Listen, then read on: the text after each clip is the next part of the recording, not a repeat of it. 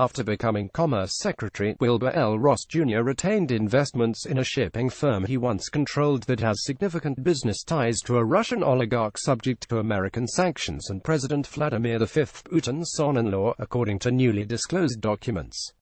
The shipper, Navigator Holdings, earns millions of dollars a year transporting gas for one of its top clients, a giant Russian energy company called Sibur, whose owners include the oligarch and Mr. Putin's family member. Despite selling off numerous other holdings to join the Trump administration and spearhead its America First trade policy, Mr. Ross kept an investment in Navigator, which increased its business dealings with Sibur even as the West sought to punish Russia's energy sector over Mr. Putin's incursions into Ukraine. Partnerships used by Mr. Ross, whose private equity firm has long been the biggest shareholder in Navigator, have a 31% stake in the company.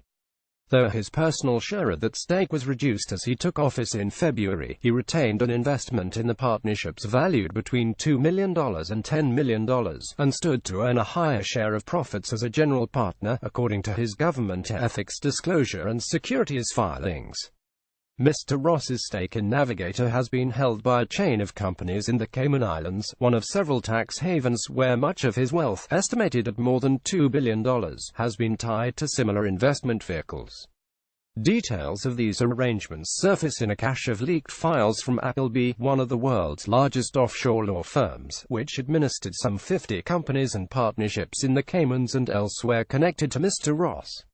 The Appleby documents, obtained by the German newspaper Süddeutsche Zeitung, were shared with the international consortium of investigative journalists and other media organizations, including the New York Times. They show how the Bermuda-based Appleby worked to help the wealthy elite, from Russian oligarchs to Middle Eastern princes, as well as multinational corporations like Apple and Nike, avoid billions of dollars in taxes. In addition to Mr. Ross, the files contain references to other members of the Trump administration, including Gary D. Cohn, the chief economic advisor who was associated with 22 Bermuda entities while an executive at Goldman Sachs, and Secretary of State Rex W. Tillerson, who was a director of a Bermuda-based joint venture with the government of Yemen when he ran ExxonMobil's operations there. There is no evidence of illegality in any of their dealings. Mr. Ross emerges as a particularly valued client for the offshore law firm, whose records provide more insight into his financial holdings beyond the public ethics disclosures he made upon joining the Trump administration. His ethics agreement filed in January listed the partnerships he intended to keep, but not the investments they held. Previously, Navigator had been mentioned in a separate, 57-page description of its holdings for the year that ended in December 2016, but with no hint of its ties to Sibur. Mr. Ross, during his confirmation hearing in January, attributed New York Times Sibur's top ownership, including Gennady Timchenko, who is Mr. Putin's friend and judo partner and is subject to American sanctions, and Kirill Shamalov, who is married to the Russian president's youngest daughter, makes it a company with crony connections in Moscow, said Daniel Fried, a Russia expert who served in senior State Department posts in Republican and Democratic administrations. Another of Navigator's major customers is PDVSA, the Venezuelan state oil company, controlled by the authoritarian regime of Nicolas Maduro. The Trump administration imposed sanctions on PDVSA this summer. In a written response to questions by The Times, James Rockers, a spokesman for Mr. Ross, said that Navigator's relationship with Sibur began before Mr. Ross joined the board in March 2012, and that he had never met the Russian oligarchs, who were Sibur's major shareholders. Public records show that Mr. Ross's firm became a major investor in Navigator in November 2011, 3 months before the company chartered its first ships to Sibur. Sibur was not under sanctions at the time the contract was signed and is still not subject to sanctions, Mr. Rockers said. More broadly, he said that Mr. Ross recuses himself from any matters focused on transoceanic shipping vessels, but has been generally supportive of the administration's sanctions of Russian and Venezuelan entities. Secretary Ross has never had to seek, nor received, any ethics exemption, Mr. Rockers said, and he works closely with Commerce Department ethics officials to ensure the highest ethical standards. It is perhaps unsurprising that Navigator would have a relationship with a major Russian company during Mr. Ross's tenure. Much like President Trump, whose company sought approval for a hotel project in Moscow as recently as last year, Mr. Ross has long shown an appreciation for the untapped potential of Russian markets when seeking investment opportunities. His involvement there dates at least to the 1990s, when he was appointed by President Bill Clinton to the board of the U.S. Russia Investment Fund, established to promote American business interests in Russia. In addition to Navigator, his firm also acquired a German railcar company, VTG, which pursued an expansion strategy in Russia before Mr. Ross sold his stake in 2016. And Mr. Ross led a private bailout of the Bank of Cyprus, long regarded as a favorite financial haven of wealthy Russians, after the worldwide economic crisis crippled the Cypriot banking system. In the wake of reports of Russian interference in the United States presidential election, multiple investigations have explored potential business ties between Russia and members of the Trump administration. While several Trump campaign and business associates have come under scrutiny, until now no business connections have been reported between senior administration officials and members of Mr. Putin's family or inner circle. Mr. Ross led a private bailout of the Bank of Cyprus, considered a favorite financial haven of wealthy Russians, after the economic crisis crippled the Cypriot banking system.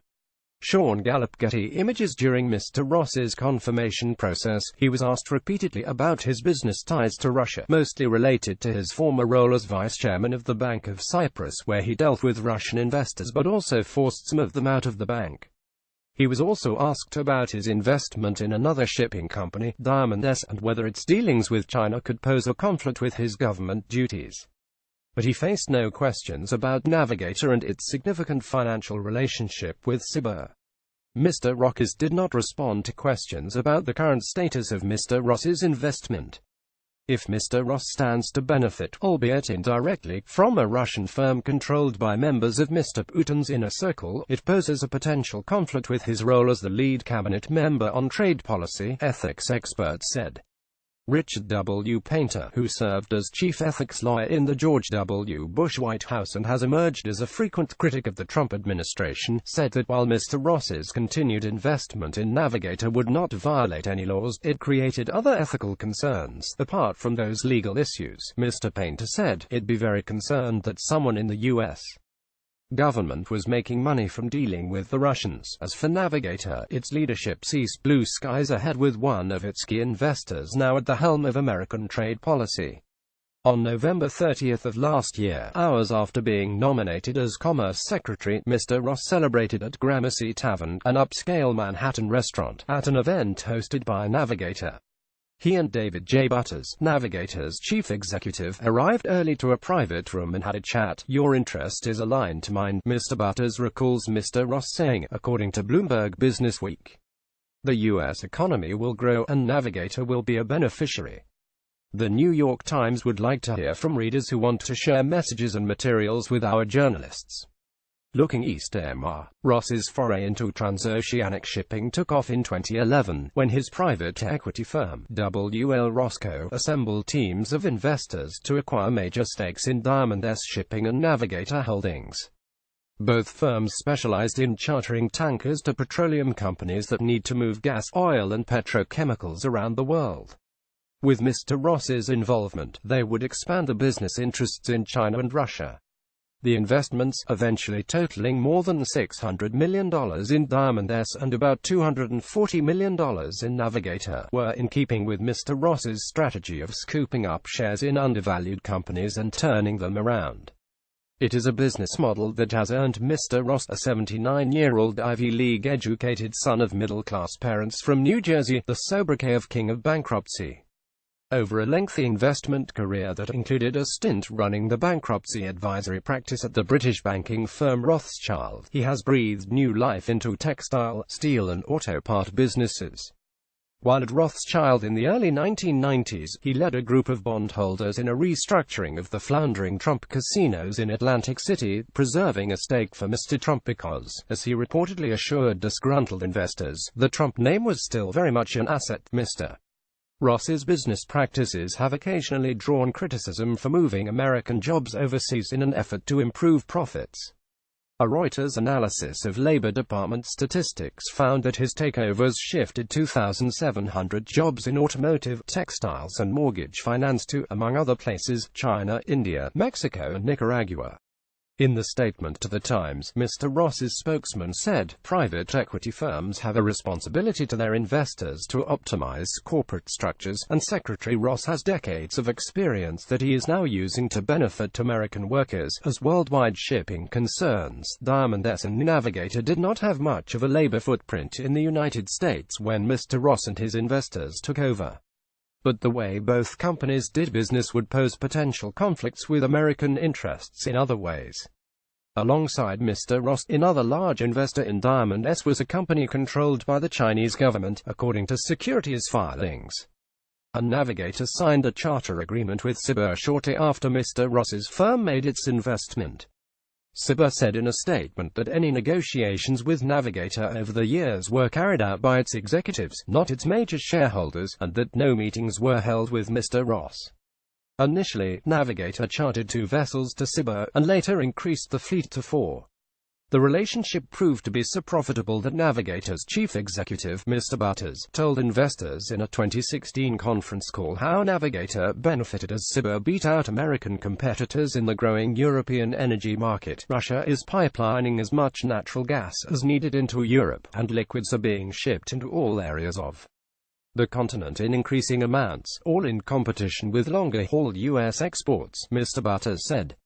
Putin Connections is one of the largest gas companies in Russia. Wilbur is not just any private business. It was created by the Russian government and maintains a close dependency on Moscow, even after its sale in 2010 to Mr. Timchenko and Leonid Mikhelsin. The 2 men are typical of Russian moguls who have benefited from state-owned assets and are expected to remain loyal to the Putin government, said Amos J. Hochstein, a top energy diplomat under the Obama administration. Mr. Putin sent her visiting a Wilbur plant in 2013. The Russian oligarchs Leonid Mikhelsin, center-left, and Kirill Shamalov, far-right, are among the company's owners. Mr. Shamalov is married to Mr. Putin's youngest daughter, Mikhail Klementiev. Sputnik Kremlin via Reuters. When you start doing business with Russian energy companies like Gazprom and Wilbur, you're not just getting into bed with a company, Mr. Hochstein said.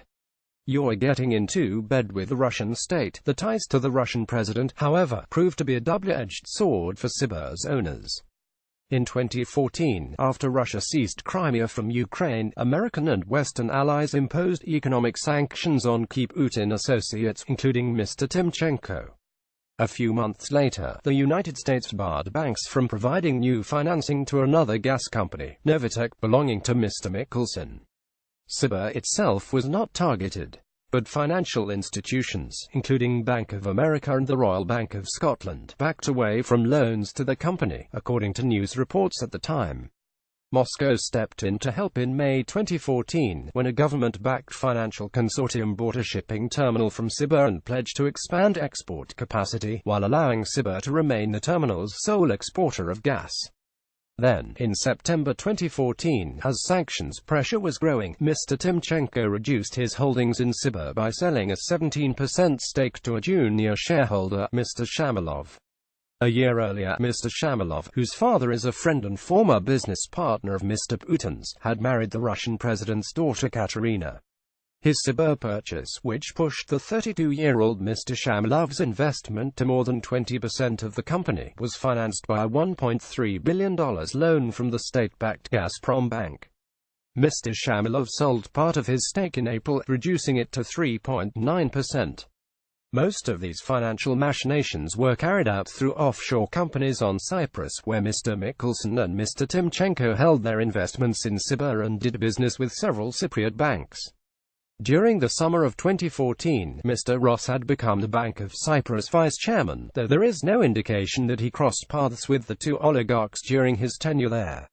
His position at the bank required him to step down from the board of Navigator, however, even as he retained his investment in the company. His close associate at WL Roscoe, Wendy L. Terremoto, took his place at Navigator and, later, left to join Mr. Ross as Chief of Staff at the Commerce Department. Despite the reluctance of Western financial institutions to do business with SIBA and its owners, Navigator's relationship with SIBA continued to grow. From 2014 to 2015, the portion of Navigator's total revenue that came from SIBA jumped to 9.1% from 5.3%, making the company one of its top 5 clients, according to securities filings, before dipping to 7.9% last year. Ethics disclosures as Wilbur Ross expanded over the years. It used Appleby, the offshore specialist, to set up an increasing number of entities in tax havens, many in the Cayman Islands. This British territory in the Caribbean levies no corporate-to-personal income tax on money earned outside its jurisdiction, and requires little disclosure of corporate ownership. By 2014, Mr. Ross and his investment company were among Appleby's top 20 clients. After he was nominated as Commerce Secretary, Mr. Ross filed an agreement with the Federal Office of Government Ethics saying he would resign from Wilbur Ross and divest from 80 companies and partnerships, but would keep a stake in 9 others that held assets in real estate financing and mortgage lending and transoceanic shipping. The underlying assets were not specified. Mr. Ross at Trump Tower in Manhattan last year. Leaked files from an offshore law firm have provided insight into his financial holdings beyond the ethics disclosures he made on joining the Trump administration. Sam Hodgson for the New York Times' financial disclosure form offered more detail, including a list of assets that had been held by each of the partnerships that he retained. Navigator holdings appeared in connection with 4 Appleby-managed Cayman partnerships. Mr. Ross's ethics filing valued his stake in those partnerships at between $2.05 million and $10.1 million, a fraction of the partnership's combined 31.5% stake in Navigator, which, based on the firm's recent stock price, was worth roughly $179 million. In all, Wilbur Ross remains Navigator's largest shareholder, according to the shipping company's most recent annual report. Federal ethics law requires officials to recuse themselves from matters that would have a direct and predictable effect on the financial interests or cause a reasonable doubt about their impartiality. During his confirmation hearings, Mr. Ross sought to reassure senators that he would avoid any conflicts of interest between his continued business holdings and his cabinet post. "I intend to be quite scrupulous about recusal on any topic where there is the slightest scintilla of doubt," he said. Sasha Chavkin and Martha M. Hamilton are reporters for the International Consortium of Investigative Journalists. Frederick Obermeyer and Bastian Obermeyer of Süddeutsche Zeitung contributed research. A version of this article appears in print on November 6, 2017, on page A1 of the New York edition with the headline "A Complex Paper Trail Blurring Kremlin's Ties to Key U.S. Businesses."